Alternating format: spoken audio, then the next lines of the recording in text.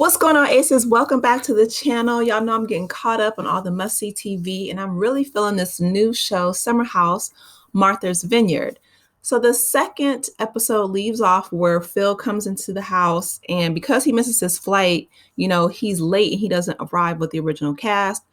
But he supposedly, calls dibs on a room, and I'm like, well, sorry, bro, if you're late and you miss your flight, then the rooms are first come, first serve. I thought that was common knowledge, but obviously Phil does not.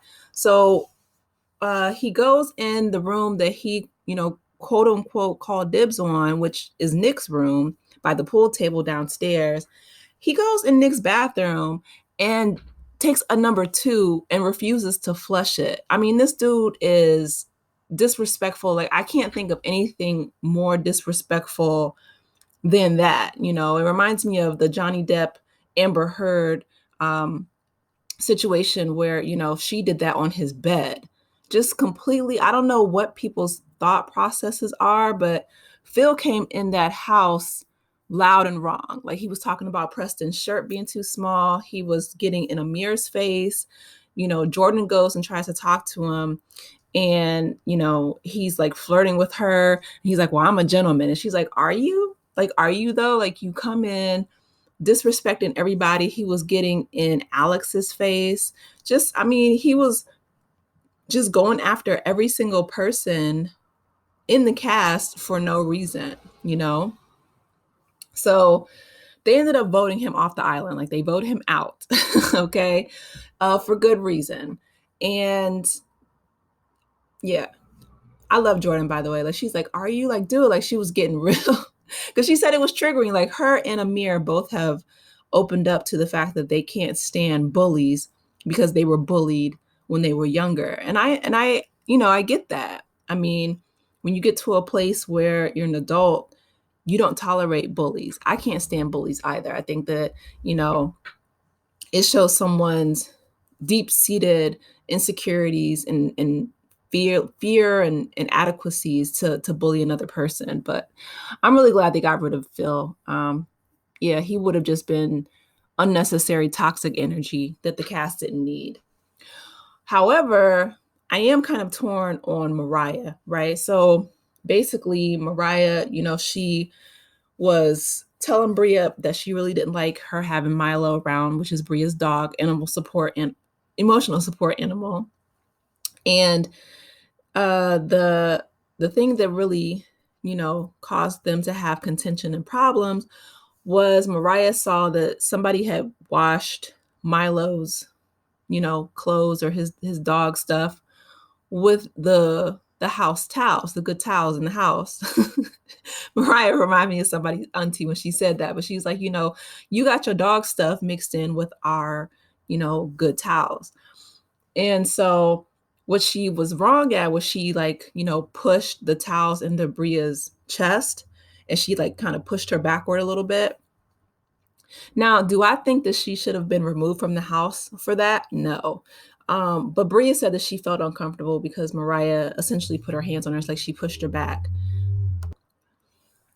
And, the rest of the house, they talked about it, and they said that if you put your hands on someone, hands unequivocally, you're gone, which is, I understand, that's a fair rule. So they got Mariah up out of there as well. I know Mariah was embarrassed, but she had to go. So, because she put her hands on Bria. So then they go on to have a field day, right? Which is really fun. There's Team Jordan and Team Nick. And they have, all these different games on the beach, like tug of war, and, just really having an outdoor kind of fun team bonding, castmate bonding day, which is really cute. And I love to see Amir and Jordan, they kind of go off and they walk on the beach and they're talking and they, get a little closer, which is nice to see that dynamic between the two. I think that if they do decide to date, they will be a lovely couple. But and then later on, we find out that Shanice was kind of touchy-feely with Alex, who's very zen. Like he said, he used to be a player, and he's been focusing on, meditation for the past few years, and he's really trying to become a better man. And so he's like, he was warning her about, personal space. And she's like, what? I'm 5'7", 120. I only weigh, 120 pounds. Like, you don't have to be scared of me. However, they just got rid of Mariah for putting her hands on Bria. You know what I mean? Like, I'm an advocate where I feel like everybody should put their hands or keep their hands to themselves until someone, gives you consent to touch them, period. Like, give people that respect and that courtesy. So I understand what he was saying. Like, she didn't have to leave or anything like that, but he's just like, I just want my personal space. And I will make another video about episode 4 to tell you exactly why he said that. But moving on, they go out for drinks, and Silas and Jasmine, they're the married couple, they're the Coopers in the house. And so the girls were talking about going out, and, Silas kind of, interrupts and says, well, I don't want a guy buying you drinks. Now, Silas is, he's African, and I believe is from Liberia, if I'm not mistaken. And, Jasmine is American. But he's very traditional. He's very, very conservative. I've heard, I've seen some people on social media call him a chauvinist. I don't know him personally to say that, but he was getting, kind of upset. He was belaboring the point of, if a man in a club buys you drinks, that he's going to expect something. And the girls were saying, and even some of the guys, actually, to their credit, they were saying, well, it's 2023. You know what I mean? Like, this isn't the 80s or 90s.